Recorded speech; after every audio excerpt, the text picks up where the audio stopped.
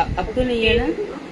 दीदी आप जो कथा फेसबुक पे आ रही है ना दीदी, उसमें भी काफी डिस्टर्बेंस आ रहा है। अभी आज बात करके शुक्रिया दीदी से, तो वो कह रही थी कि कथा बिल्कुल समझ में नहीं आ रही थी दो दिन से हाँ, अब अभी आ रही होगी। देखो, मोबाइल चेंज फेसबुक किया है, पे। दीदी अभी बताना है ना? हाँ जी दीदी। अभी मोबाइल चेंज किया है।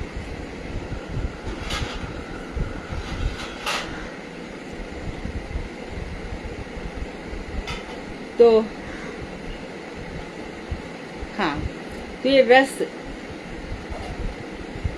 रस सुधा जो है, रस अमृत, इसको ऐसे समझो कि हमारे शरीर में बहुत सारी चीजें भरी पड़ी हैं, और रस बहने के लिए क्या चाहिए? एकदम निर्मलता चाहिए। कहीं पर कांटे आ गए, कहीं पर पत्थर आ गए, तो रस बहेगा ही नहीं। और ये कांटे पत्थर क्या है? हमारी कामनाएं, विषय वासनाएं, असत तृष्णाएं, हृदय दुर्बलता, ये सब असत। और इनके ऊपर से जब हम उठेंगे तब जाकर के रस बहेगा। रस बहने के लिए नदी जब स्वच्छ होती है तभी उसमें तरंगे उठती हैं। हमारे हृदय में भाव नहीं उठते, तरंगे नहीं उठती, सूखा हृदय पड़ा है, तो सूखे हृदय में ये सब रस आ नहीं सकता। जब भगवान के साथ तन्मयता होगी, भगवान, पहली बात तो हम करते हैं, लगता है भगवान, लेकिन सचमुच हमें उनसे प्यार नहीं होता। जब उनसे प्रेम होने लग जाए तो बहुत सारी चीजें भगवान की तरफ से भी आती हैं। अच्छा, कोटि कोटि गोपियां हैं, वो भगवान श्री कृष्ण से प्रेम भी करती हैं, लेकिन अधिकांश प्रेम में भी फिर से तारतम्य आ जाता है। जो अष्ट सखियों का प्रेम है, जो सपक्ष सखियों का प्रेम है, जो विपक्षा का है, तटस्था का है, उनमें अंतर आ जाता है। उनमें श्री जो किशोरी जी का प्रेम है वो सर्वाधिक प्रेम है। तो इसी प्रकार से जो रस बनेगा ना, तो रस कब बनेगा? जब भक्ति हमारे अंदर आएगी। और भक्ति ज्ञान से संबंधित हो गई तब भी गड़बड़ है, कर्म मिश्रा भक्ति हो गई तो भी गड़बड़ है, आरोप सिद्धा हो गई तो भी गड़बड़ है, संग सिद्धा हो गई तब। स्वाभाविक वृत्ति, अंतःकरण, उसकी तुलना इससे ही की है। जैसे एक बच्चा है, जन्म अभी अभी सद्योजात बच्चा है, अभी उसको देखा और माँ का जो प्रेम बच्चे पे आ रहा है, या अभी अभी जिस लड़की की शादी हुई है उसको अपने पति से, जो कि बिल्कुल निर्मल मन है, गांव की एक बालिका है, शहर की लड़की में तो वो भी नहीं होगा, उसके दिमाग में 50 प्रश्न रहेंगे, ऐसा होगा वैसा होगा, मुझे ये बोलना है, ये करना है, वो करना है, लेकिन गांव की लड़की का जो होगा। इसी प्रकार से जो रस है हृदय में, वो भगवान श्री कृष्ण की ओर बहना चाहिए, प्रवाहित होना चाहिए। लेकिन इसमें देह देख मैं मेरा जाता ही नहीं है। जो जड़ अभिमान है ना, इससे भक्ति नहीं हो सकती। तो एकदम प्रेम हो भगवान से, तो ये रस की बातें समझ में भी आएंगी और हमें रस भी होगा। रस की बातें कहाँ समझ में आती है? उज्ज्वल निर्मणी ग्रंथ है हमारे पास, संकल्प कल्पद्रुम है, विलाप पुष्पांजलि है, राधा रस सुधा निधि है, कितने ही ग्रंथ हैं। क्यों नहीं हम पढ़ पा रहे हैं? क्यों नहीं समझ में आ रहे? रस नहीं है। गुरु जी के लेक्चर्स हमें क्यों नहीं समझ में आते? रस नहीं है। ऐसी वैसी साधारण सी बात कह दो, जो भागवत को दूर दूर तक नहीं जानते, उनकी अरे हाँ खूब नाचे गाए। तो यहाँ पे जो गौड़ीय वैष्णव है उनके ऊपर समझ लेना चाहिए कि राधा रानी की बहुत कृपा है वैष्णवों की, क्योंकि हम फालतू बकवासों में टाइम वेस्ट नहीं कर रहे। बिल्कुल हमने ऐसा रास्ता अपनाया है जो एकदम सही मार्ग है। तो यहाँ पे रस की बात करते करते अब आगे कह रहे हैं, और ये बात कह रहे हैं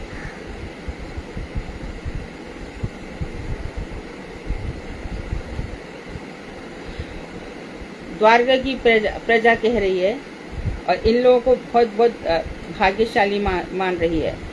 आगे कह रही है, ये बहुत प्रसिद्ध श्लोक है।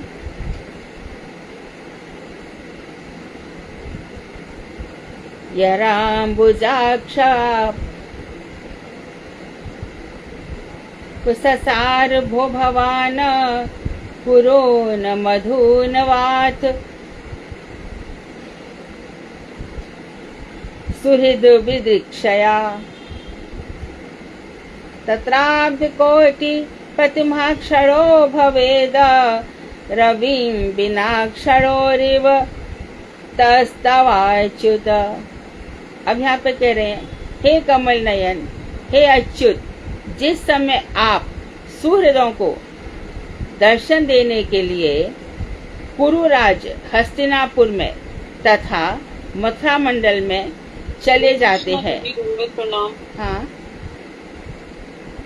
8 श्लोक तक कर लिए थे दीदी हमने पिछली क्लास में, इस बार हमने 9वें श्लोक से करना है। 9। अच्छा ठीक। दीदी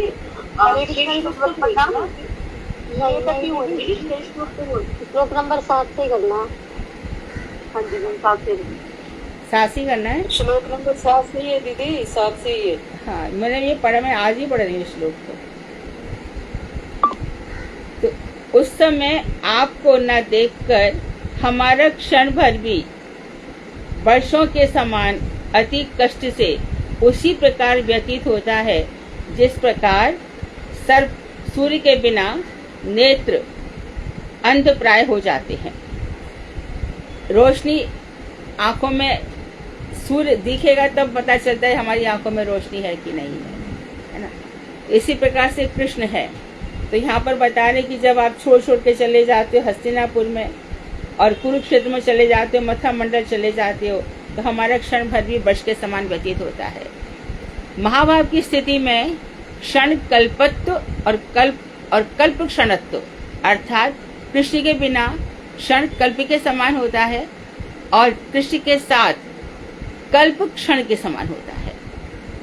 भागवत में आगे बताएंगे, आगे भी आएगा। ये जो गोपी गीत है, भ्रमर गीत है, युगल गीत है, वेणु गीत है, संसार में, पूरे विश्व में, अखिल ब्रह्मांड में उससे बढ़कर साहित्य नहीं है। ये भगवान श्री कृष्ण को रिझाता है। अच्छा, श्री कृष्ण कहते तो और कौन है जिससे हम प्रेम करें? नश्वर वस्तु है। कल जैसा आपने प्रीति संदर्भ में भी सुना था, यज्ञ भी नश्वर है। यज्ञ में प्रयोग करने वाली चीजें भी नश्वर हैं। सब घी ले लो, श्रुबा जिससे यज्ञ में आहुति डाली जाती है। अब मानो हमने यज्ञ में सूर्य को नमस्कार किया या चंद्रमा को किया या बृहस्पति को किया, सब नश्वर है। काल के समय सब नष्ट हो जाएंगे। तो नश्वर वस्तुओं से हमारा शरीर भी नश्वर है, कुछ रहता नहीं है। तो क्यों ना हम उससे प्यार करें जो हमेशा हमेशा के लिए है। तो इसीलिए हमेशा कौन रहता है? श्री कृष्ण। इसलिए हम उनसे प्रेम करते हैं। नहीं तो हम उनके बात कैसे हो जाते? अनाथ प्राय हो जाते हैं। जैसे सूर्य के बिना अंधे हो जाते हैं, ऐसे भगवान। अच्छा, श्री कृष्ण को छोड़ दो जीवन में, किससे प्रेम करें, क्या करें? उनसे प्रेम भी हमारा सीधा एकदम सरल प्रेम हो जाए ना। अच्छा, जब हो जाता है तो कृष्ण की भी कृपा होती है।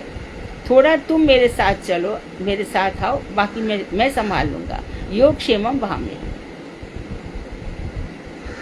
और बता रहे हैं, कथम वयम नाथ चिरोषिते त्वयि प्रसन्न दृष्ट्याखिलात्म प्रशोषणम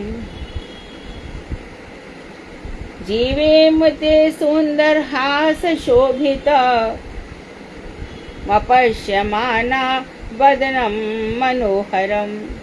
हे नाथ, कृपया हमें बतलाइए कि जब आप बहुत दिनों के लिए कहीं चले जाते हैं, तब प्रसन्न दृष्टि वाले, समस्त ताप शोषक, सुंदर, हास्य से शोभित आपके मनोहर सुंदर मुख कमल को ना देखकर हम लोग कैसे जीवित रहें? प्रश्न कर डाला। अब आप ही बताइए, जब आप बहुत दिनों के लिए चले जाते हैं, तब भगवान के मुखारबिंद की विशेषता बताई। आपका मुखारबिंद कैसा है? आपकी चित्तवन प्रसन्न दृष्टि वाली है, प्रसन्न दृष्टि वाले। और कैसी है? समस्त तापों का शोषक। आपको देख करके फिर कोई ताप रहता नहीं है। क्यों हम मंदिर भागते हैं? क्यों भागते हैं? क्योंकि वहाँ भगवान श्री कृष्ण के दर्शन होते हैं, राधा जी के दर्शन होते हैं, गुरु वर्ग के दर्शन होते हैं, इससे तो भागते हैं। और जो ताप था वो 2-3 घंटे मंदिर में रहे तो पता नहीं कहाँ चला जाता है, और फिर घर पर रहता है तो वही ताप सताने लगता है। तो जब घर ही हमारा मंदिर हो जाए और हमारा चित्त भी मंदिर हो जाए तो कोई ताप कहाँ रहेगा? किधर भी। इसलिए हम बार बार प्रहलाद को याद करते हैं। ऐसे लोगों के बीच में भी रहकर, हिरण्यकश्यप है चारों ओर, आजकल सब हिरण्यकश्यप है। इनको धन चाहिए, पैसा चाहिए और स्त्री चाहिए, पुरुष, यही सब के बीच में हमें रहना है। लेकिन जब इन सब के बीच में रहकर भगवान देखते हैं कि तो कमल बन गया, कीचड़ से उठ गया, तो फिर सारी रस की बौछार करते हैं वो। ऐसा क्या है कि इसी संसार में रह करके हमारे आचार्य वर्ग, हमारे वैष्णव बहुत सुंदर जीवन जी रहे हैं। लेकिन जब ये चीजें देहोदैहिक हो जाती है, अरे इसके 10 मठ हैं, उसके 2 मठ हैं, इसके ये सब हो जाएगी तो भजन कभी नहीं होगा। कभी सब तज हरि भज, इन सब पे ध्यान नहीं देना है। अपने आत्मा का चिंतन खुद करना है, आत्ममंथन।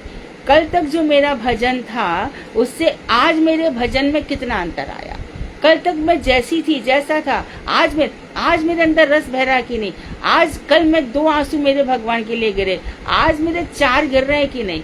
कल मेरे को थोड़ी सी याद आई थी और मुझे आज मेरा चित्त में परम प्रसन्नता है कि नहीं। तो अपना आत्ममंथन अपने आप से ही देखना होगा। चक्रवर्ती ठाकुर, विश्वनाथ चक्रवर्ती ठाकुर का यही कहना था कि खुद देखो माधुर्य कादम्बरी क्या है, तुम्हारे भक्ति के पैरामीटर्स है। और हम लोग इसमें चले जाते हैं कि हमने कितना दूसरों को सुनाया, कितना दूसरों पे अपना ईगो, वो सब मत करो। बहुत ही कहाँ से कहाँ गिर जाएंगे पता ही नहीं चलेगा। छोड़ दो, किसने क्या बोला, किसने क्या कहा, किसने क्या किया, क्या कहा। बहुत सी ऐसी बात है कि आप इतना कड़क जवाब दे सकते थे, आपने नहीं दिया। यही शांति है, ये महाप्रभु को चाहिए। बहुत सी ऐसी चीज है गीता में भरा पड़ा है कि तुम लोग उठ जाओ यहाँ से। तो गीता के सिद्धांतों को हमेशा याद रखना चाहिए। गीता की भूमि पर ही भक्ति का महल खड़ा होता है। सिद्धांत गीता के हमेशा बने रहने चाहिए। तब प्रसन्न दृष्टि वाले समस्त ताप शोषक और सुंदर रूप से शोभित आपके मनोहर सुंदर मुख कमल को ना देखकर हम लोग कैसे जिए। श्रीमद् भागवत में अर्जुन युधिष्ठिर से कहते हैं, क्या हुआ कि अब जब अर्जुन आ गए भगवान से, द्वारका से आ गए, खाली हाथ आ गए, अब शगुन हो रहे हैं। युधिष्ठिर पूछ रहे हैं, क्या हुआ, तुम्हारा मुंह लटका हुआ क्यों है? सब कुछ है मेरे पास, मैं वही गांडीवधारी हूँ, मैं वही पांडु पुत्र हूँ, मैं वही आपका भाई हूँ, मेरा बल भी सब कुछ है, पर कृष्ण के बिना मेरा कुछ भी नहीं है। तो उसी बात को कहने देखो, यह संशयात् द्रुपद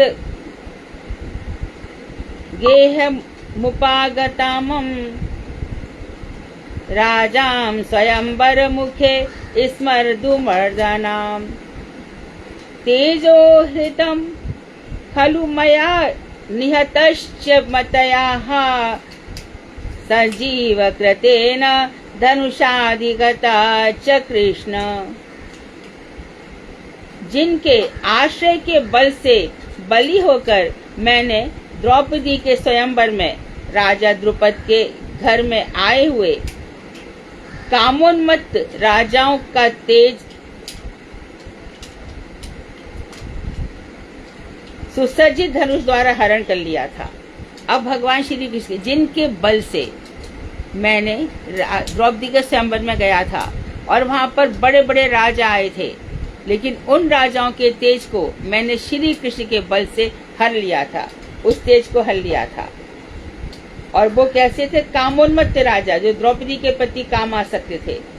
तो मैंने उन तेज से सुसज्जित राजाओं के का और अपने धनुष द्वारा हरण कर लिया था। और फिर कह रहे हैं, और बाद में उसी धनुष पर बाण संधान करके मैंने मत्स्य को भेद करके द्रौपदी को प्राप्त कर लिया था।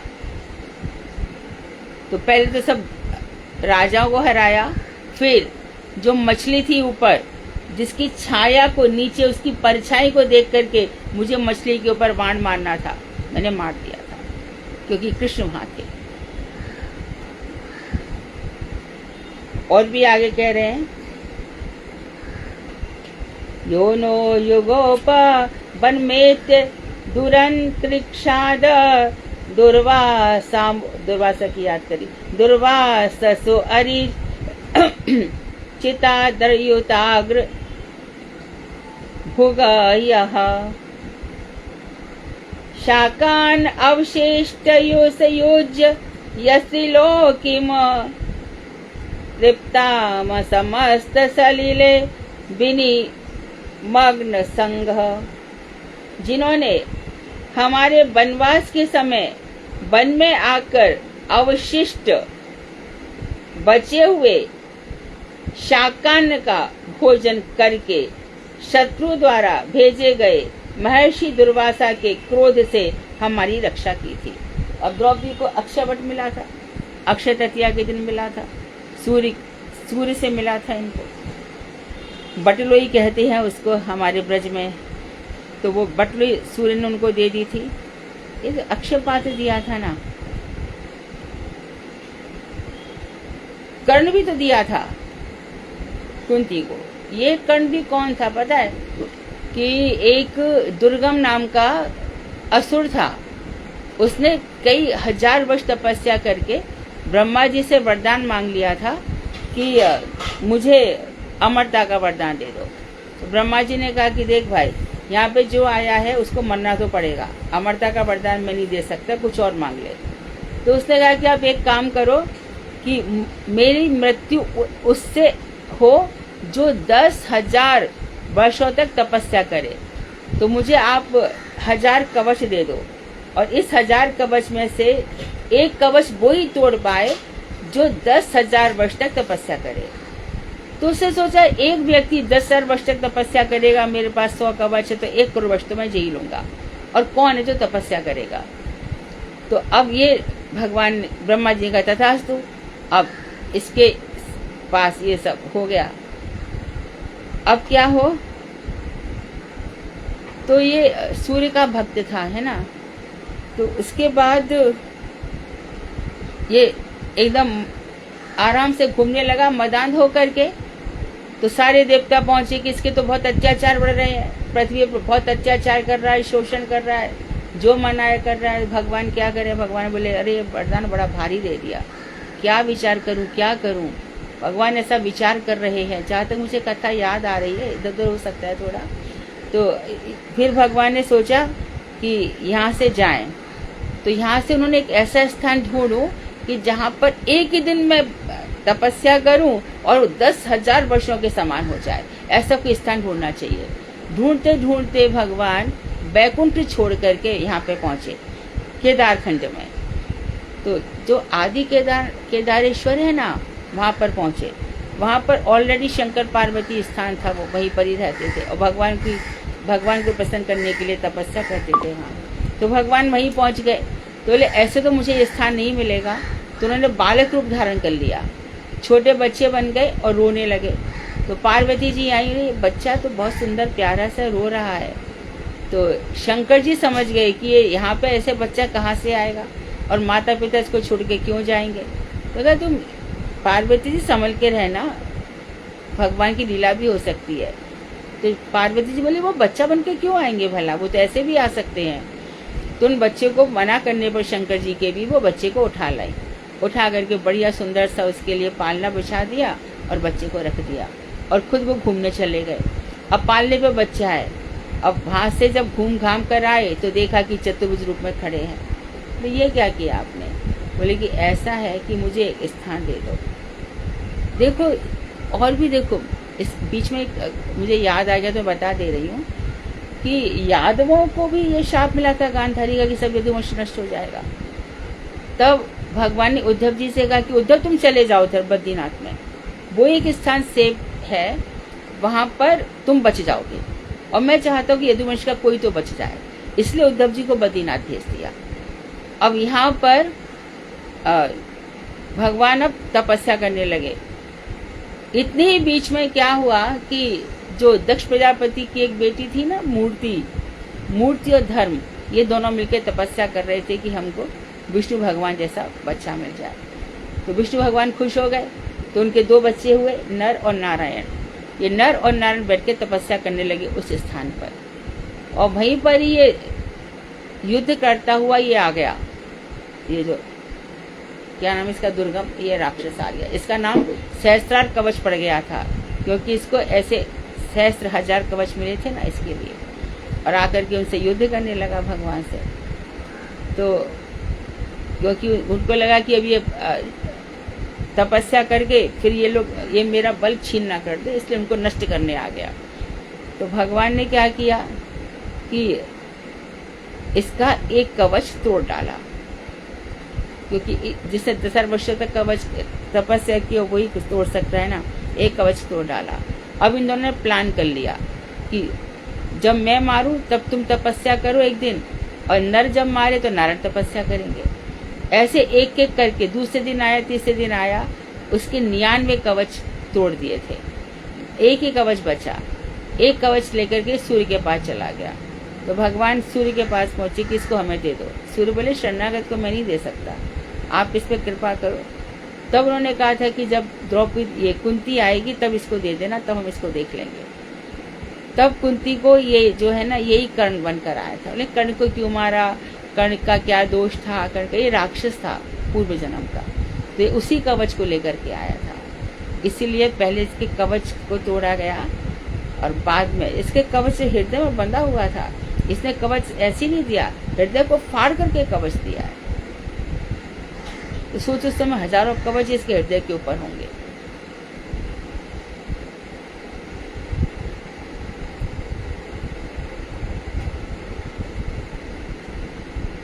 तो द्रौपदी को शाक पत्ता लगा रह गया था। ऐसे ऐसे कुछ भक्त कहते भी हैं कि शायद वो तुलसी का पत्ता रह गया था। जो भी है, शाक का भोजन करके शत्रु द्वारा भेजे गए महर्षि दुर्वासा के क्रोध से हमारी रक्षा की थी। किसने कहा था? दुर्योधन ने। जाओ जाओ, वहां पर अभी भोजन आपको बहुत अच्छा मिलेगा। तो 10,000 ऋषियों के साथ दुर्वासा ने कहा था कि हम आ रहे हैं। और जैसी द्रौपदी ने भगवान को पुकारा, भगवान आए। और द्रौपदी ला नहीं रही बटुए को, नाच मैं खा चुकी हूँ। तो ऐसा था कि जब वो खा लेगी तो उसके बाद मांजना पड़ेगा, मांज के वो उसको उल्टा रख देगी तो सब भोजन समाप्त हो जाएगा। बाद में शाम को फिर पूजा करके वो बटुई शुरू होगी। तो जब तक द्रौपदी नहीं खाएगी तब तक उसमें रहेगा। तो एक पत्ता भगवान ने खा लिया, जिससे दुर्वासा इत्यादि सब ऋषियों का पेट बुरी तरह से भर गया। इतना पेट जैसे फूट ही जाएगा। तो वहां से भाग गए थे। तथा उस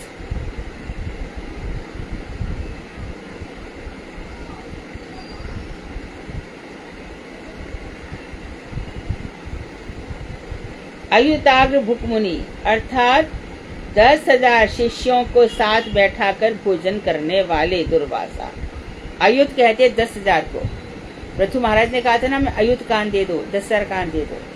तो अयुताग्र भुक यानी कि 10,000 ऋषियों को लेकर के खाना खाने वाले दुर्वासा ऋषि ने दल बल के साथ जल में स्नान करते करते त्रिलोकी में स्थित सभी को तृप्त जानकर भोजन करने के लिए आने का साहस ही नहीं किया। उनको लगा कि त्रिलोकी में सभी तो खा चुके हैं, फिर वो आए ही नहीं। ये सब कृष्ण की कृपा है। और भी कृष्ण की एक और कथा मुझे याद आ रही है। एक बार पार्वती जी की इच्छा हुई थी कि शंकर जी से बोली कि शंकर जी मेरी इच्छा है कि किसी ब्राह्मण को भोजन कराए। तो शंकर जी बोले इससे कौन सी बड़ी बात है, मैं ब्राह्मण को बुला देता हूँ। पार्वती जी ने अपनी बहन बहन सब बुला ली, बैठ करके सुंदर बढ़िया खूब व्यवस्था भोजन करी, खूब मन से एकदम। तो अगस्त ऋषि आ गए। अगस्त ऋषि को बुला लिए शंकर जी ने। और अगस्त ऋषि जो 2 चुल्लू में पूरा समुद्र पी जाए, ऐसे अगस्त जी का क्या कहना। आकर के बैठ गए। अब पार्वती जी भोजन बनाया, खूब बढ़िया भोजन बनाया और ये बैठ करके जम गए। अब वहाँ पर भोजन पे भोजन जा रहा है, पूरी जा रही है, सब्जी जा रही है, चावल जा रहे हैं। और भट्ट जी हमारे भोजन भट्ट बन गए। भट्ट मतलब योद्धा, बिल्कुल भोजन भट्ट बन गए अगस्त ऋषि। और वहाँ पे खाते जा रहे। पार्वती कह रही थी किसको बुला लाए आप, ये क्या है? तो शंकर जी मुस्कुरा रहे हैं, तो उनकी लीला है, ऋषियों की लीला है। फिर आकर के फिर सब बहनें, हम तो भैया थक गए, ये तो उठते ही नहीं है। तब पार्वती ने भगवान कृष्ण को याद किया, हे कृष्ण आओ, यदि ये भूखा चला गया ऋषि तब तो हमको दोष लग जाएगा, शाप दे जाएगा हमें, तब हम क्या करेंगे? तब कृष्ण आ गए, वो भी एकदम ऐसे ब्राह्मण बन करके आ गए। तो पार्वती ने ये नहीं सोचा था कि कृष्ण आएंगे तो ब्राह्मण बन के आएंगे। उनको लगा कृष्ण आएंगे कुछ कर जाएंगे ऐसा। वो ब्राह्मण वेश में आ गए।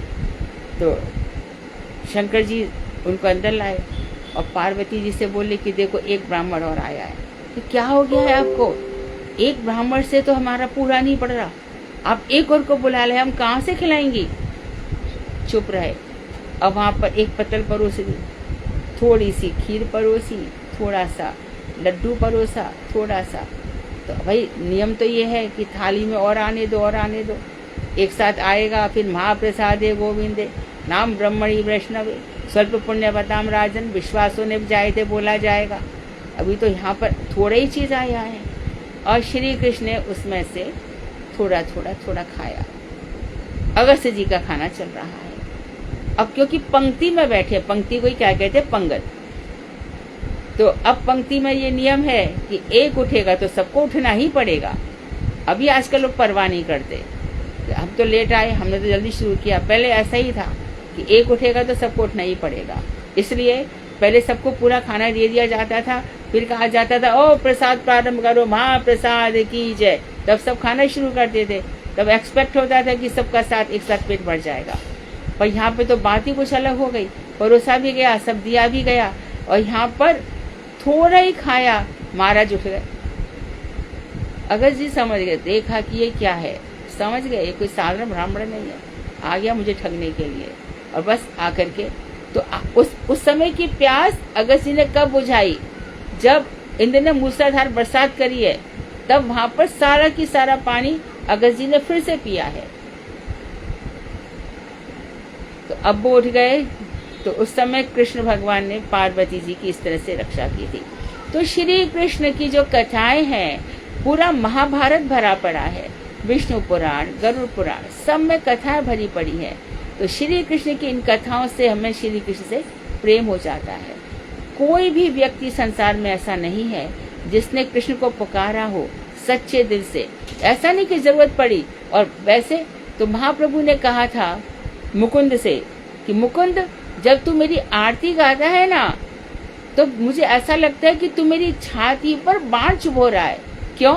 कि जब मेरे पास आता है तो कहता है तुम ही सब कुछ हो, फिर कहीं और जाएगा और किसी जगह जाएगा तो बोलेगा तुम ही सब कुछ हो। तो ऐसे मत कर, यदि तू मुझे ही मान रहा है तो मुझे ही मान, फिर जगह जगह क्यों जाता है। तब जब महाप्रभु ने ऐसा कहा, तो जब महाप्रभु श्रीवास आंगन में सप्त प्रहरिया भाव प्रकट कर रहे थे, तब मुकुंद से मेरा क्या है, मेरा तो कोई स्थान नहीं है। महाप्रभु मुकुंद को आप कब कृपा करेंगे?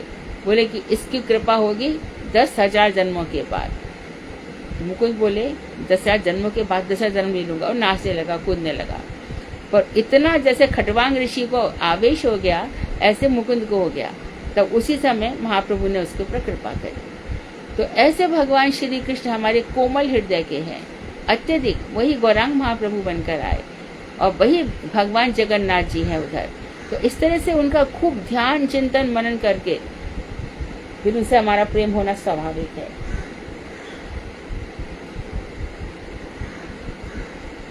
आगे बता रहे हैं,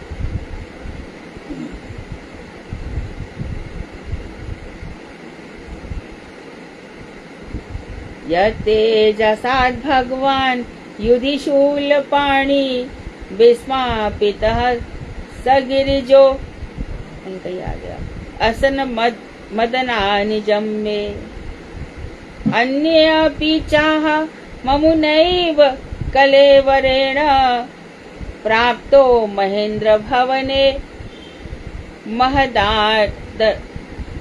महदा समार्धम।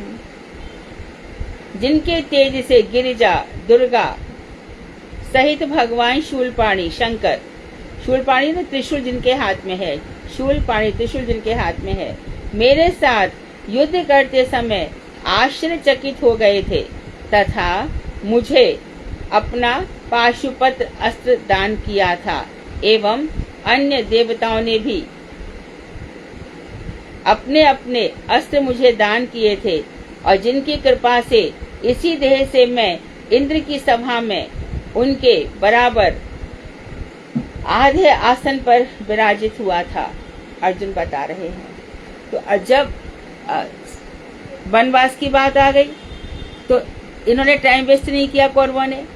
इससे हमें ये शिक्षा मिलती है कि कभी हमारे पास समय खराब आ जाए तो चिंता नहीं करनी चाहिए, हमें उस समय और भजन करना चाहिए। जैसे 12 वर्ष का अज्ञातवास मिला, एक वर्ष का अज्ञातवास और 12 वर्ष का वनवास कौरवों ने जो कौरवों ने दिया उनको, तो पांडवों ने खुशपूर्वक दिया, खुशपूर्वक भोगा उसको। तो पांडव में अर्जुन ने बहुत तपस्या की थी, तो इनकी तपस्या से प्रसन्न होकर शंकर जी ने इनको पाशुपत अस्त्र दिया था, और देवताओं ने भी कई वरदान अर्जुन को दे दिए थे, इसलिए अर्जुन महाबलशाली थे। तो उन अर्जुन को क्या हुआ था, जिनकी कृपा से इंद्र, क्योंकि इंद्र का बेटा है अर्जुन, इंद्र ने अर्जुन को अपने आदि सिंहासन पर बैठाया था। हम सभी जानते हैं कि धर्मराज के पुत्र युधिष्ठिर हैं, वायु के पुत्र भीम हैं, इंद्र का पुत्र अर्जुन है, और अश्विनी कुमार जो कि 2 सूर्य के पुत्र हैं दोनों, उनके पुत्र नकुल और सहदेव हैं। अर्जुन ये याद कर रहे हैं। श्रीमद् भागवत के प्रथम स्कंद के 15वें अध्याय में कह रहे हैं, यहो शुमा प्रणिहितम गुरु भीष्म कर्ण न त्रिगर्त त्रिगर्त शन सैंध तवाग्नि अग्निगाद्यहि अस्त्राण्य मोघ महिमाग्नि निरूपितानि नोपस्पर्शु निर्हादि समिवासुराणि।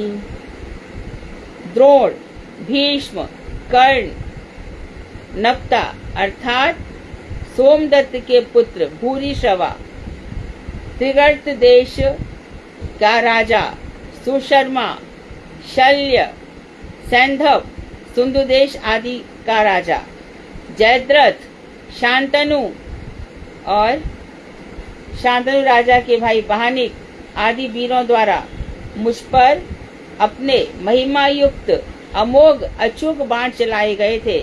ऐसे चलाए जाने पर भी जिनके भुज दंडों के बल पर भुजाओं के द्वारा मैं रक्षित था, मेरा उसी प्रकार स्पर्श भी नहीं कर पाए ये बाण, जिस प्रकार भगवान श्री नरसिंह के द्वारा प्रहलाद को असुरों के अस्त्र शस्त्र स्पर्श नहीं कर सके थे। तो मुझ पर द्रोणाचार्य ने बाण चलाए और भीष्म पितामह ने चलाए, कर्ण ने चलाए, नप्ता यहाँ पर बता रहे सोमदत्त का पुत्र है, भूरिश्रवा उसने चलाए, त्रिगर्त देश का राजा है कौन, शल्य। शल्य कुछ दिनों के लिए महाभारत में 18 दिन तक जब युद्ध चला तो इसमें सेनापति बदले गए। 10 दिन तक भीष्म पितामह रहे, 2 दिन तक कर्ण रहा, फिर शायद कर्ण के बाद शल्य रहा था। शल्य, तो ये शल्य क्या करता था, शल्य ने बड़ी गलती कर दी थी। शल्य उस समय सारथी था जब कर्ण रथ चला रहा था, तो शल्य क्या करता था कर्ण को, कि कर्ण का इसने मनोबल तोड़ दिया था शल्य ने, और बार बार क्या कहता था, शल्य कर्ण आप अर्जुन को जीत तो नहीं सकते हो, अर्जुन का पराक्रम बड़ा भारी है। तो शल्य कहीं कहीं अर्जुन की सहायता भी कर रहे थे। सैंधव हो गया जयद्रथ, सिंधु देश का राजा जयद्रथ, उसके बाद शांतनु राजा का भाई जयद्रथ ही था, यही सबसे बड़ा दुष्ट था, इसी ने हमारे अभिमन्यु को मारा था। अभिमन्यु के मरने के बाद जयद्रथ ने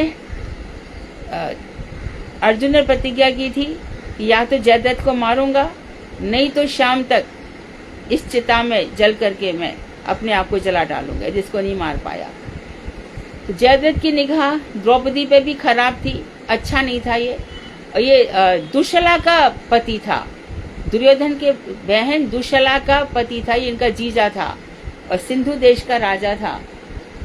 तो द्रौपदी पर इसकी कुदृष्टि थी और इसने सारे नियम इत्यादि तोड़कर कि निहत्थे पर, महाभारत का नियम था कि निहत्थे पर वार मत करना, लेकिन अभिमन्यु निहत्था था, तब इस पर वार किया।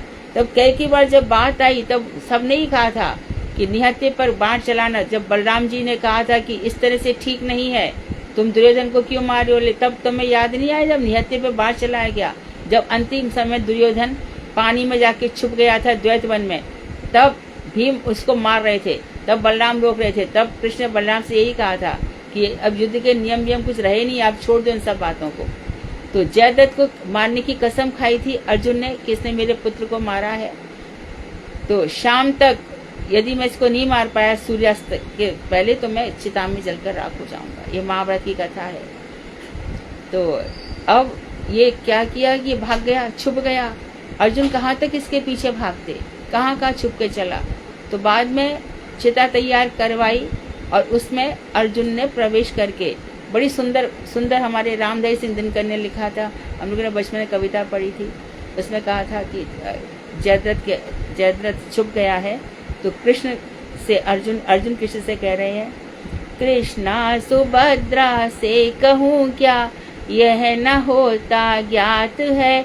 मैं सोचता हूँ किंतु हाँ मिलती न कोई बात है। जैसे बने समझा बुझा कर धैर्य सबको दीजियो, कह दीजियो मेरे लिए मत शोक कोई कीजियो। इस बात अर्जुन के वचन श्री कृष्ण जब सुनने लगे तो उसी समय उन्होंने क्या किया, अपना चक्र उठाया और सूर्य को ढक दिया।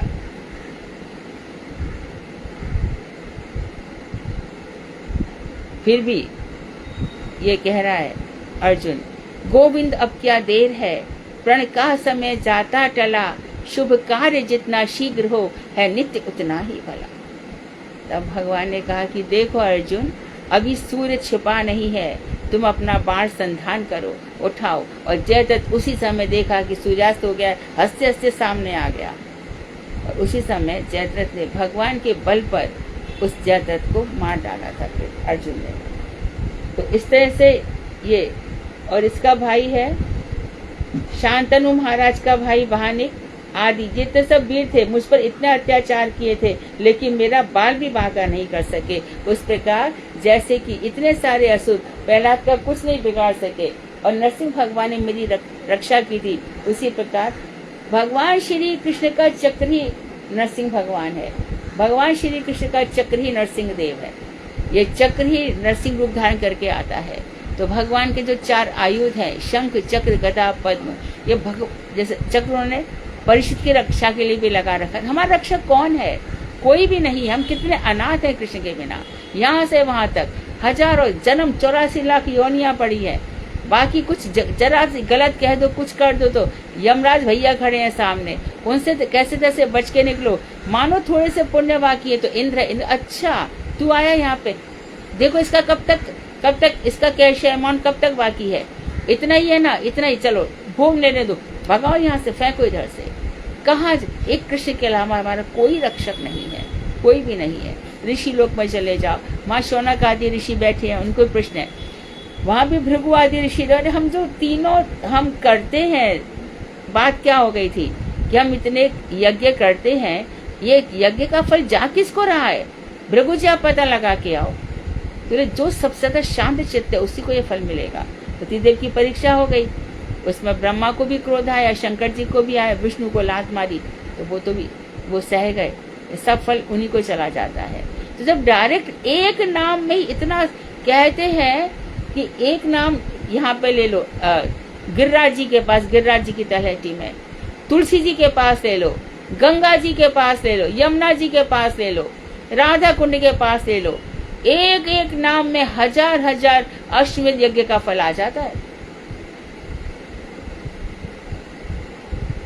एक एक माला, एक एक भजन करोगे, घर में तुलसी जी के पास करो, घर में जो भी आपके शालीग्राम में ठाकुर जी उनके पास करो, उससे कहीं ज्यादा फल। जब गंगा जी के किनारे बैठो, गुरुदेव मैंने देखा था हमेशा भजन करते थे, तुलसी जी उनके पास रहती थी। इतनी सब सुविधाएं दे रखी तो अपने आप को बचाओ, बाहरी चीजों में मत जाओ। प्रतिष्ठा की आशा तो बिल्कुल मत करना, सब कुछ सहा हो जाएगा, कुछ नहीं। क्योंकि वो ये चीज को से बुद्धि दी है तो मैंने दी है, प्रतिभा दी है तो मैंने दी है, शास्त्र दिए है तो मैंने दिए, धन दिया है तो मैंने दिया है, विद्या दी है, कुल दिया है, रूप दिया है, यौवन दिया है, मद, जो कुछ वो तो मेरा है। फिर तू किस पर अभिमान कर रहा है भाई? इससे निर्मल चित्त से शांत होकर के, है ना।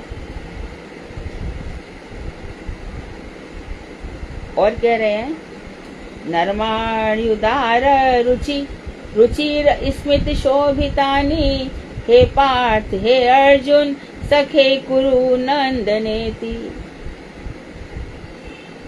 संजेल्पतानि नरदेव इति स्पृशानि और स्मृतु लुठन्ति हृदयं मम माधवस्य। हे पार्थ, हे भगवान, हे कृष्ण, मुझे कैसे पुकारते थे, कितने प्यार से मुझे कहते थे। पार्थ क्यों कहते थे? उनकी बुआ प्रथा का बेटा हूँ ना, अपना अपना तो दिखाते थे मुझे बार बार, और मुझसे कहते थे हे पार्थ, हे अर्जुन, हे सखे, हे कुरुनंदन। इस प्रकार संबोधनों के द्वारा हे उदार रुचि, गंभीर होने पर भी सुंदर, स्मित हास्य से सुशोभित उन्हीं श्री कृष्ण के हृदय स्पर्शी वचनों का इस समय स्मरण कर हे नरदेव, हे राजन, अपने भैया जी से कह रहे हैं मेरा हृदय व्याकुल हो रहा है। तो वो कैसे थे? उदार रुचि, गंभीर होने पर भी सुंदर, स्मित हास्य सुशोभित, मंद मंद मुस्कान से, इतनी मधुर कोमल मुस्कान से भरे। कैसा महाभारत का युद्ध हो रहा है, पर मजाल क्या श्री कृष्ण के मुखारबिंद की एक क्षण भी उनकी मुस्कान हट जाए। मृदु मंद हास्य उनके मुखारबिंद पर तैरता रहता है। अर्जुन उसी की याद कर रहे हैं।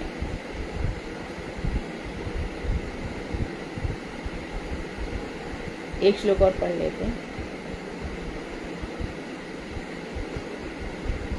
तद्वै धनुस्तृणवः हयास्ते, घोड़ों की बात आ रही। सोहम रथी नृपतयो यत् आनमन्ति सर्वक्षणेन तद्भूत सदीशरिक्तं भस्मान हुतम कुहक रार्धमिवोक्त मूष्याम। देखिए, मेरे हाथ में वही गांडीव धनुष विद्यमान है, वे सब अस्त्र भी है, वही है सब, वही रथ है और वही घोड़े हैं, तथा वही रथी, रथ पर सवार मैं अर्जुन भी इस समय मौजूद हूँ, वर्तमान हूँ, जिंदा हूँ, जिसे देखकर समस्त राजा नमस्कार करते थे।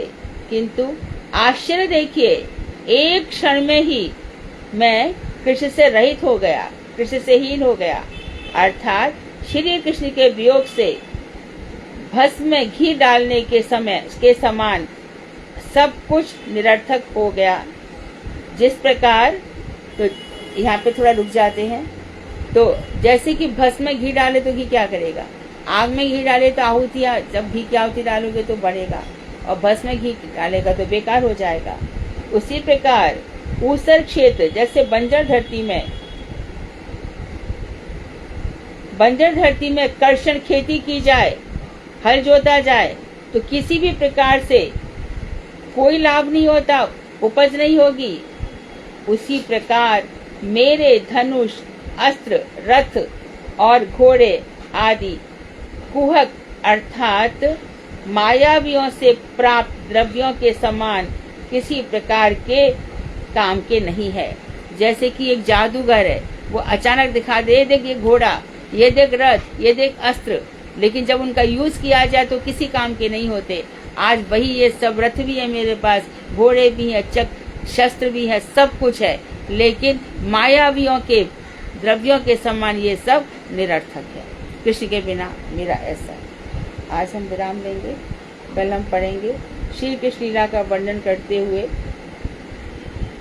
श्री ब्रह्मा द्वितीय स्कंद में जो कहेंगे उसका वर्णन करेंगे। वांछा कल्पतरुश्च कृपा सिंधु देवच पतितानां पावनेभ्यो वैष्णवेभ्यो नमो नमः।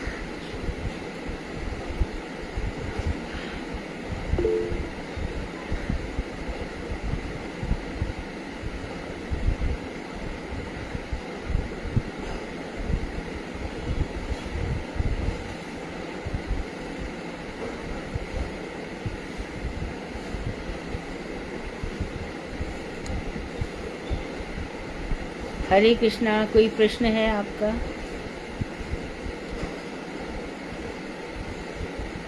हरे कृष्णा माता जी, दंडवत प्रणाम। हाँ, दंडवत प्रणाम माता जी।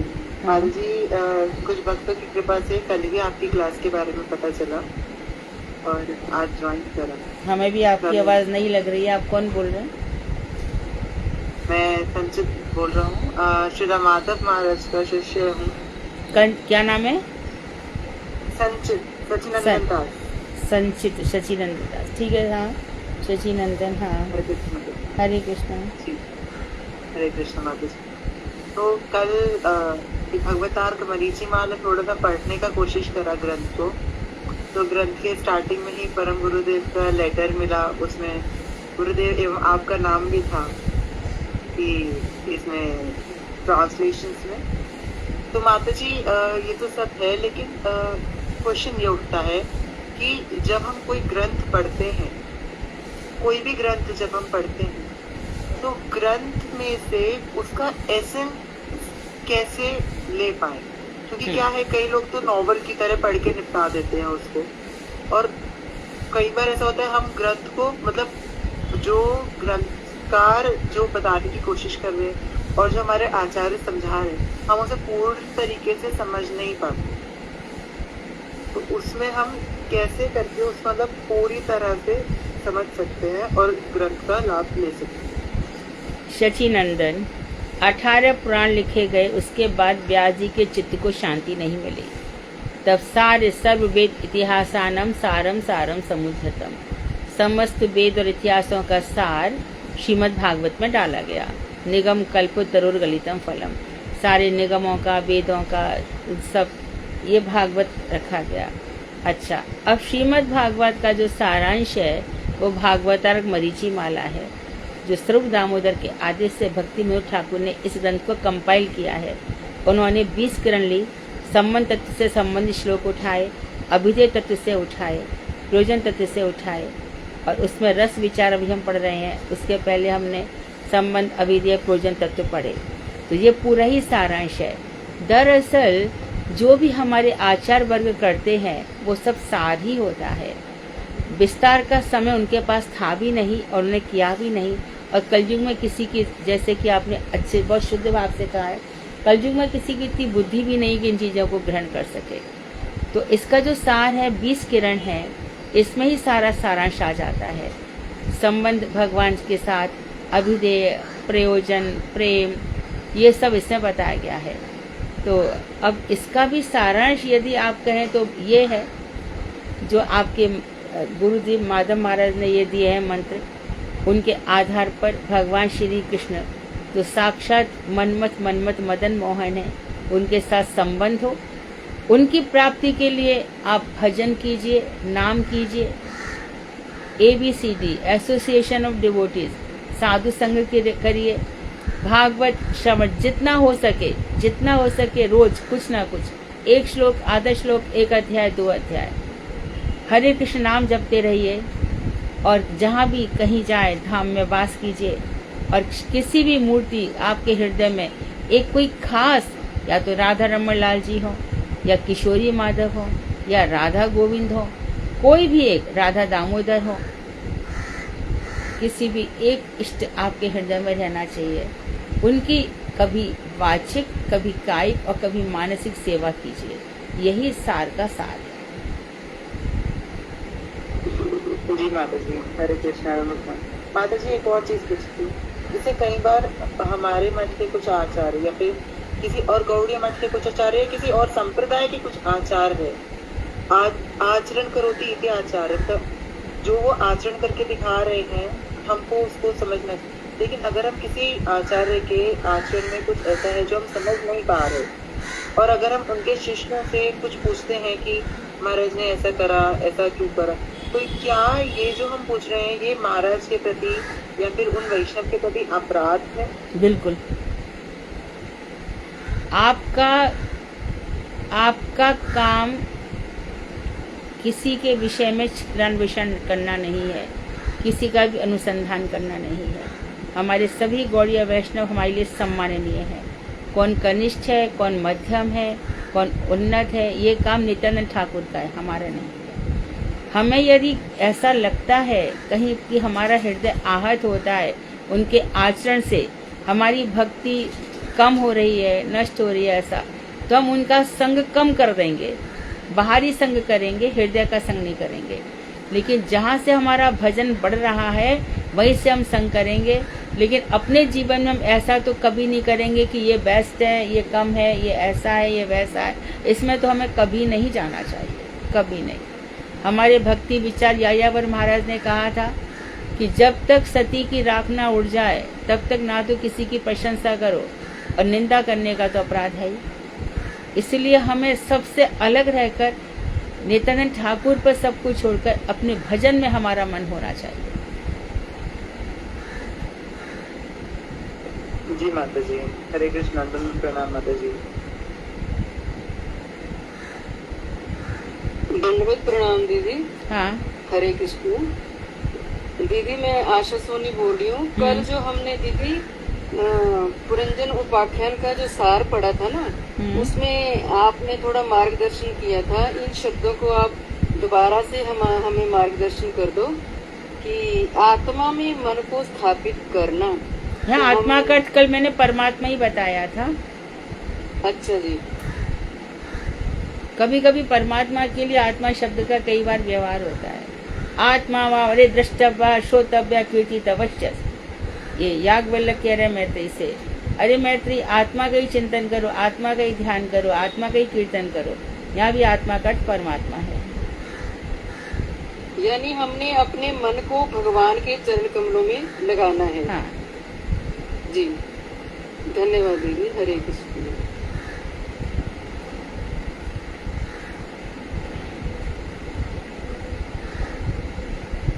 कोई और प्रश्न नहीं हो तो श्रीमद् भागवत।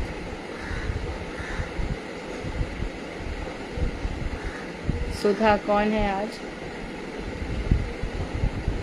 हरे कृष्ण दीदी। प्रणाम। हाँ दीदी चतुर्थ स्कंद समापन की ओर है। 30वां अध्याय तृतीय चैप्टर। हरे कृष्ण प्रभु जी करेंगे दीदी आज। कौन? प्रभु जी आप शुरू करिए। हरे कृष्ण प्रभु जी दीदी, जो सुषमा दीदी है ना, हाँ उनके हस्बैंड। क्या नाम है उनका? हरे कृष्ण प्रभु जी आपसे मिले थे गोवर्धन। हाँ हाँ, लेकिन मैं नाम विस्मरण कर रही हूँ। हरे कृष्ण प्रभु है उनका नाम। हाँ जी। हाँ ठीक है। जाति का नाम ईश्वर में है, जैसे दीक्षा का नाम हरे कृष्ण प्रभु। सुषमा दीदी हरे कृष्ण। हरे कृष्णा। हरे कृष्ण। हरे कृष्णा दीदी, दंडवत प्रणाम। धन्यवाद। मैं आपसे जो है वृंदावन में हाँ मैं गोवर्धन मठ में मिला था। बिल्कुल मिले थे, मैं आपका नाम भूल रही थी।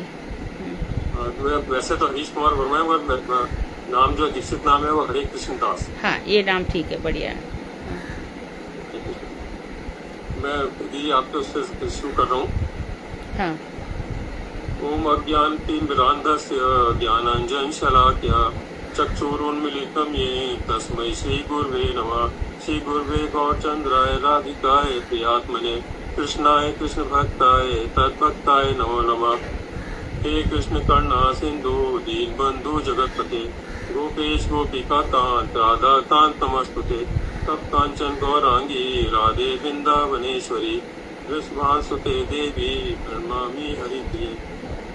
नमो विष्णुपादाय गुरुपेष्ठाय भूतले श्री श्रीमद्भक्ति वेदांत माधव गोस्वामी इति नाम्ने साक्षात् गुरु सेवा मूर्ति सब्राह्मणी प्रतिष्ठता पतित पावन चरित्राय नारायणाय प्रियो नमः।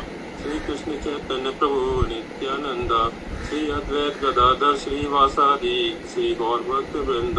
हरे कृष्ण कृष्ण कृष्ण हरे हरे, हरे राम राम राम हरे हरे। मैं सर्वप्रथम अपने गुरुपाद पर अष्टोत्तर श्री श्रीमद् भक्ति वेदांत माधव गोस्वामी महाराज जी के चरण कमलों में अनंत कोटि दंडों प्रणाम करता हूँ। तत्पश्चात मैं अपने परम गुरुदेव नित्य लीला प्रवेश ओम विष्णुपाद अष्टोत्तर श्री श्रीमद् भक्ति वेदांत नारायण गोस्वामी महाराज जी के चरण कमलों में अनंत कोटि दंडों प्रणाम करता हूँ। समस्त रूपानुग गुरु परंपरा के चरण कमलों में अनंत कोटि दंडों प्रणाम। तत्पश्चात मैं अपने शिक्षा गुरु भागवताचार्य डॉक्टर मधु खंडेलवाल दीदी, जिनकी प्रेरणा से ये भागवत कथा कहने का प्रयास कर रहा हूँ, आपके चरणों में असंख्य कोटि दंडों प्रणाम और आपकी भक्ति की कृपा की अभिलाषा करता हूँ। कक्षा में उपस्थित समस्त वैष्णव वैष्णवियों के को यथोक्त सम्मान पूर्वक दंडों प्रणाम। यदि कथा कहने में मुझसे कोई त्रुटि हो जाए तो मैं उसके लिए क्षमा प्रार्थी हूँ और भविष्य में मैं आपका मार्गदर्शन का अभिलाषी हूँ। आज की कथा का जो विषय है वो है प्रचेताओं को भगवान का वरदान, उनका घर लौटकर विवाह करना और राज्य पालन। चतुर्थ स्कंद 30वां अध्याय, पेज नंबर 1130 से 1142 तक। हाँ, तो ये भूमिका ये है कि प्रचेतागण निकल गए थे और रुद्र गीत, भगवान रुद्र ने इनको एक स्तोत्र दिया था, वो एक स्तोत्र गाते थे। अब स्तोत्र गाने के बाद भगवान इन पर प्रसन्न हुए, उनको वरदान दिया है, ये घर पे आएंगे, विवाह करेंगे। इसका वर्णन, हाँ बोलिए प्रभु जी। 24वें अध्याय में हमने श्रवण किया था कि पृथु महाराज की वंश परंपरा में हवीरधान के 6 पुत्र हुए, जो भरीषक, गए, शुक्ल, कृष्ण, सत्य एवं जिव्रत नाम से विख्यात थे। भरीषक यज्ञादि क्रिया कांड में विशेष रूप से दीक्षित थे और बहुत से यज्ञ करते थे। उन्होंने पूरी पृथ्वी को यज्ञ वेदी बना दिया था। उनके द्वारा फैलाए गए कुशों से पूरी धरती ढक गई थी और इसी कारण भरीषक प्राचीन बरही कहलाए। उन्होंने समुद्र कन्या शतद्रुति से विवाह किया और उनके 10 पुत्र हुए, जो प्रचेता के रूप में विख्यात हुए। प्राचीन बरही ने 10,000 पुत्र, प्रभु जी 10,000 पुत्र हुए। हाँ, 10,000 ऐसा पुत्र हुए। प्राचीन बरही ने अपने पुत्र प्रचेताओं को प्रजा सृष्टि का आदेश प्रदान किया। श्री विदुर जी ने मैत्रेय ऋषि से 2 प्रश्न पूछे कि प्राचीन बरही के पुत्र प्रचेताओं ने रुद्रगीत नामक स्त्रोत के द्वारा श्री हरि को प्रसन्न करके किस प्रयोजन की सिद्धि की और इस लोक अथवा परलोक में कौन सा फल प्राप्त किया। श्री मैत्रेय ऋषि ने विदुर जी को बताया कि पिता की आज्ञा का पालन करने के लिए प्रजा की सृष्टि की कामना से प्रचेताओं ने 10,000 वर्षों तक समुद्र में खड़े होकर रुद्रगीत जप स्वरूप यज्ञ एवं तपस्या की, जिससे प्रसन्न होकर श्री हरि उनके समक्ष प्रकट हो गए। उस समय भगवान गरुड़ के स्कंद पर आरूढ़ थे और सुमेरु पर्वत पर श्याम मेघवाला के समान शोभायमान हो रहे थे। उनकी अंग प्रभा दिशाओं के अंधकार को दूर कर रही थी। 8 भुजाओं में उन्होंने 8 प्रकार के अस्त्र शस्त्र धारण कर रखे थे। उनके गले में लटकी हुई वनमाला उनकी घुटनों तक लंबी भुजाओं के बीच में रहने वाली लक्ष्मी जी की सुंदरता के साथ स्पर्धा कर रही थी। भगवान ने प्रचेताओं से कहा कि तुम सब एक ही धर्म का पालन कर रहे हो। तुम्हारे इस सौहार्द को देखकर मैं बहुत संतुष्ट हुआ हूँ। तुम मुझसे वर मांगो। भगवान ने आगे कहा कि जो एकाग्र चित्त से प्रातः और सायंकाल रुद्रगीत से मेरी स्तुति करेंगे, मैं उनके उद्धार के लिए प्रज्ञा और बुद्धि प्रदान करूंगा। तुमने प्रसन्नता से अपने पिता की आज्ञा का पालन किया है, इसलिए तुम्हारी कीर्ति संपूर्ण लोकों में फैल जाएगी। तुम्हारा एक पुत्र होगा जो जगत में विशेष रूप से विख्यात होगा। उसकी संतानों से तीनों लोक परिपूर्ण हो जाएंगे। भगवान ने प्रचेताओं को आगे बताया कि इंद्र ने ब्रह्मलोचा नाम की अप्सरा को कंडू ऋषि की तपस्या भंग करने के लिए भेजा था। कंडू ऋषि से ब्रह्मलोचा को एक सुंदर पुत्री हुई, जिसे वह वृक्षों के बीच छोड़कर चली गई थी। उस कन्या को वृक्षों ने ग्रहण किया और दयावश चंद्रमा ने उसका पालन किया। तुम प्रजा सृष्टि के उद्देश्य की पूर्ति के लिए उस सुंदर कन्या से विवाह कर लो। यह कन्या तुम सबकी पत्नी होगी और तुमसे समान रूप से प्रेम करेगी। मेरी कृपा से तुम लोग सहस्त्र वर्षों तक भोगों को भोगोगे। भगवान ने प्रचेताओं को आगे बताया कि मेरे प्रति अविचल भक्ति से जब तुम्हारे काम, क्रोध आदि मल दग्ध हो जाएंगे, तब तुम मेरे नित्य धाम को प्राप्त करोगे। जो मुझे इस समस्त कर्मों का एकमात्र भोक्ता जानकर मुझ में अपने समस्त कर्मों के फल अर्पित कर देते हैं और मेरी कथाओं के श्रवण कीर्तन में समय बिताते हैं। गृहस्थ में रहते हुए भी घर उनके लिए बंधन का कारण नहीं बनता। मैं ऐसे व्यक्तियों के हृदय में नव नवायमान रूप से आविर्भूत होता हूँ।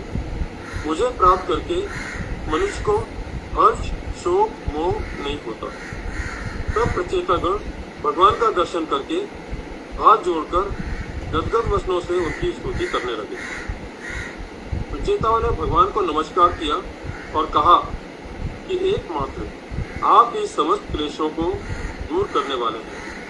आप मन और वचन से अगोचर हैं।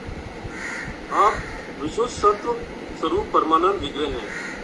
आप ही जगत की सृष्टि, स्थिति व प्रलय के लिए ब्रह्मा आदि मूर्तियों में प्रकाशित होते हैं। आपको जान लेने से जीवों का संसार बंधन दूर हो जाता है।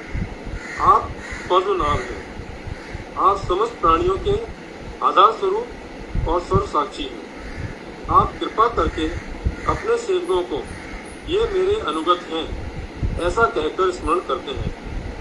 आप हम क्षुद्र जीवों के अंतःकरण में अंतर्यामी रूप से विराजमान रहकर हमारी कामनाओं को जानते हैं।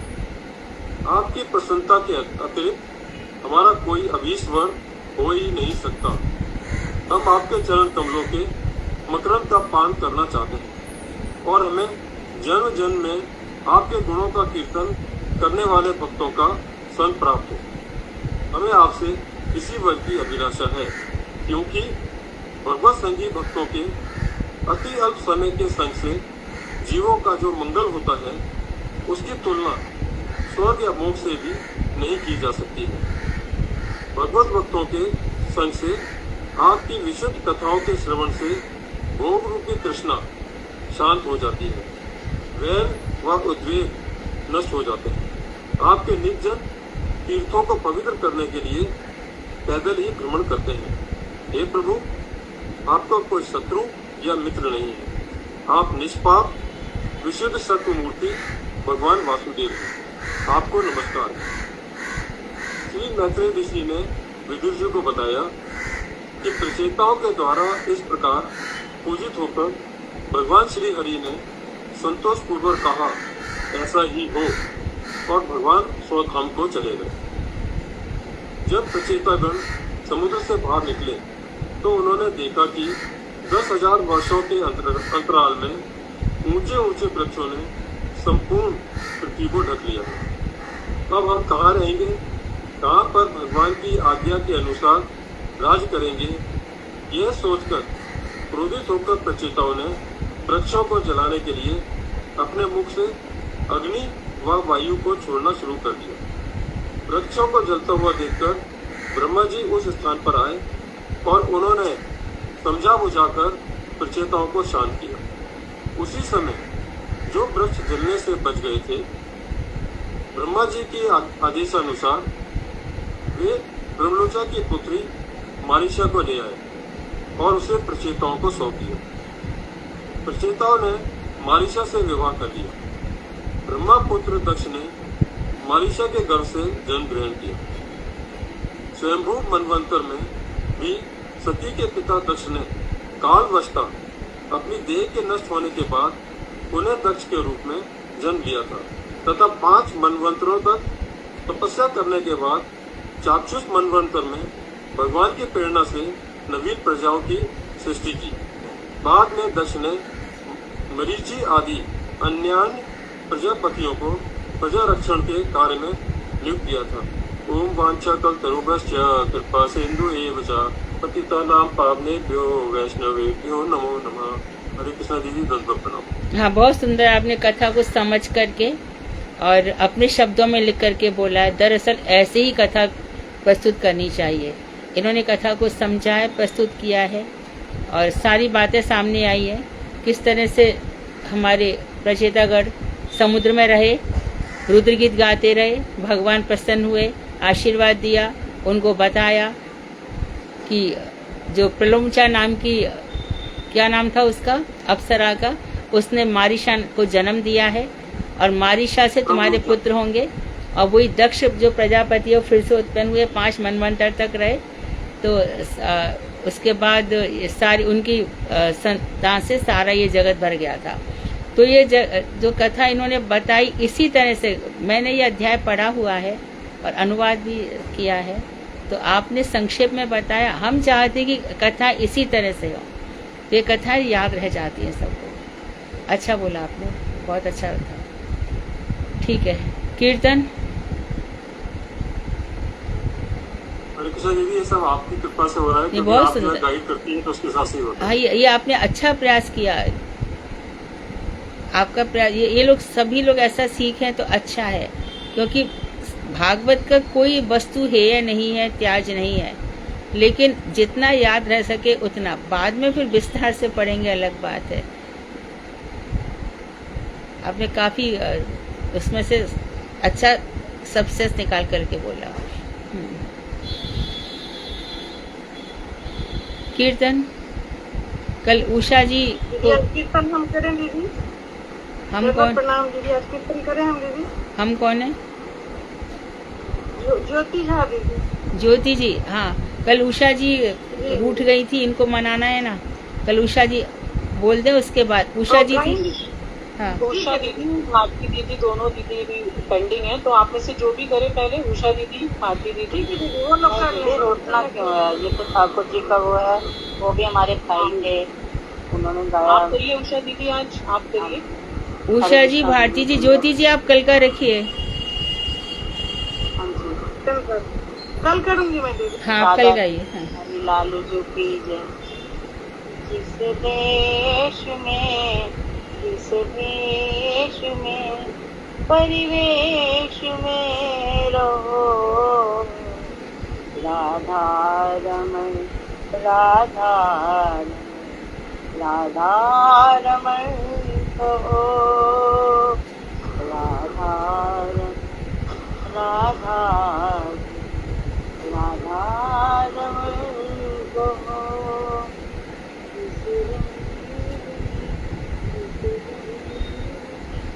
जिस संग में रहो, राधा रमण, राधा रमण, राधा रमण कहो। जिस देश में, परिवेश में, जिस देश में रहो, राधा रमण, राधा रमण, राधा रमण को। जिस रोग में, जिस भोग में, किस जोग में रहो, राधा रमण, राधा रमण, राधा रमण को। राधा रमण, राधा रमण, राधा रमण को। जिस हाल में, जिस काल में, जिस चाल में रहो, जिस हाल में, जिस काल में, जिस चाल में रहो, राधा रमण, राधा रमण, राधा रमण कहो। राधा रमण, राधा रमण, राधा रमण कहो। जिस काम में, जिस काम में, जिस नाम में रहो, जिस काम में, जिस काम, जिस नाम में रहो, राधा रमण, राधा रमण, राधा रमण को। राधा रमण, राधा रमण, राधा रमण को। जिस काल में, जिस काल में रहो, राधा रमण, राधा रमण, राधा रमण कहो। राधा रमण, राधा रमण, राधा रमण कहो।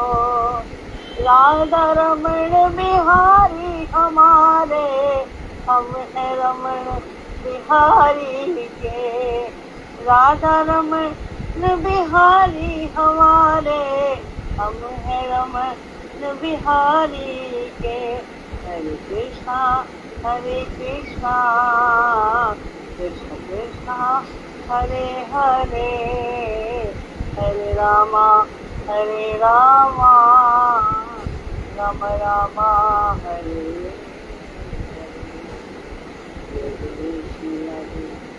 धन्यवाद दीदी।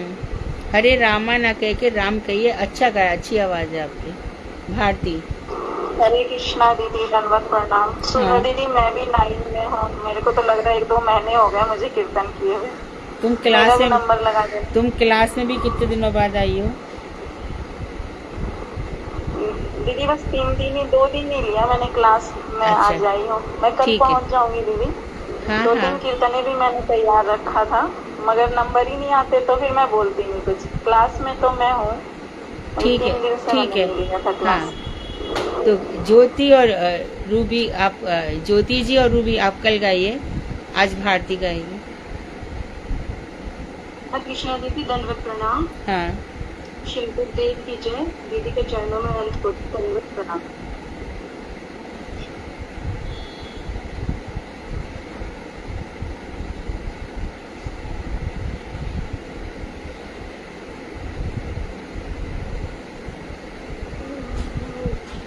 जय प्राण धन राधा रमण, श्री गोपाल भट्ट जू के लाडले। जय प्राण धन राधा रमण, श्री गोपाल भट्ट जू के लाडले। जय श्याम सुंदर अधर मुरली, बजत कानन आडे। जय श्याम सुंदर अधर मुरली, बजत कानन आडे। जय प्राण धन राधा रमण, श्री गोपाल भट्ट जू के लाडले। जय मोर मुकुट झुकोए बाई, पीत अंबर राजनी।